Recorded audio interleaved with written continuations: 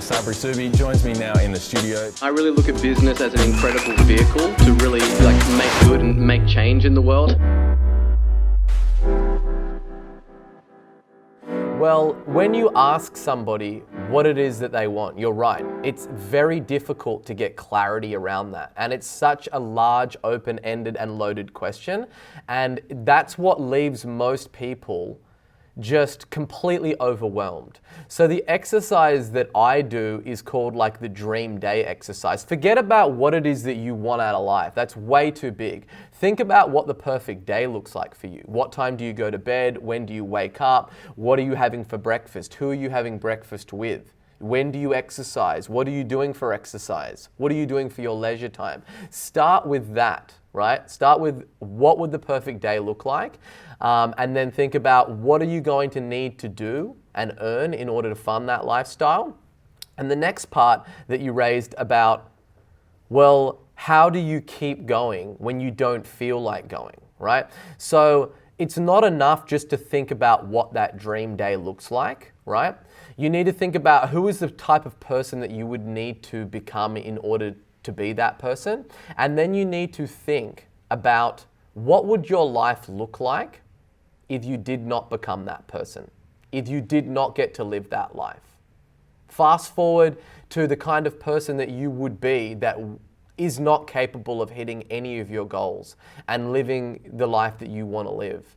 And let that hurt. Let it think about, like, it should fill you with almost disgust of becoming that person, because it's not enough to just think about the goals, write down the affirmations. You know, I have a kind of a philosophy of like, you want to have all of those things that you're striving for, then you want to think about all of the pain and all of the things that would happen if you weren't able to do those things. And it's where those two intersect, it's that point that really sets your soul on fire, where you will run through walls, where you will get up and do the work. Because sometimes it's not just enough to chase the things that you want, you have to look at the things that you don't want to happen and also use them as fuel. So critical, man. Great Yeah. tips. Great tips. Love that. Thank you for sharing those, by the way. No problems. And that leads me into like the next thing. Like, you know, there is that I've been, you know, faced with a lot of adversity, you know, in my life from a very early age, right? You know, I was raised by a single parent mother, me and my sister. You know, I watched her hold down 3 jobs. I used to help her in the morning at the cafes. I used to busk at the markets on the weekend to make money. And there isn't one clear pivotal moment that was just like, you know, the thunderclouds rolled in and I was at rock bottom. Like, you know, I chased difficulty, I chased adversity all throughout my life. And you might be watching this and thinking like, oh, it's easy for this dude to say all this stuff because he's got the business, he's got those things, right? Those problems and those adversities, they keep coming.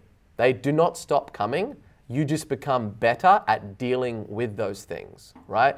So, you know, my personal and my business, you know, setback roll into one, where it was like, well, I had just gotten married. I had just made a commitment, you know, to be a provider, to be a husband, to be a partner, right? And getting on the same page with my wife of like, okay, what are our roles going to be? What is the life that we're trying to build together? And realizing that we weren't there. Like, we weren't there, right? Because we were in a place of scarcity and not the kind of person where the life that I was trying to build, or certainly not the kind of life to build a family. And again, it was just getting very, very clear on what it is that I wanted and imagining the person that I would become that wasn't able to do those things, and just using that as logs to throw on the fire and go out there and to make it happen. And it's not like then once I got through that and I got a few clients that everything was all hunky-dory and all good, then you have multiple things that happen along the way. Staff members leaving you, trying to steal your clients, all that kind of stuff. Like, it doesn't stop, right? Those problems keep coming. And you need to understand that you're not trying to optimize to get to a place where there are no problems, because that's a utopian view on the world and it doesn't exist. If you enjoyed this video, please like and subscribe. We're dropping a video like this almost every single day on YouTube. And if you've got any questions, leave them in the comments box below with hashtag HeySubri, and I'll do my best to get in there and get that answered.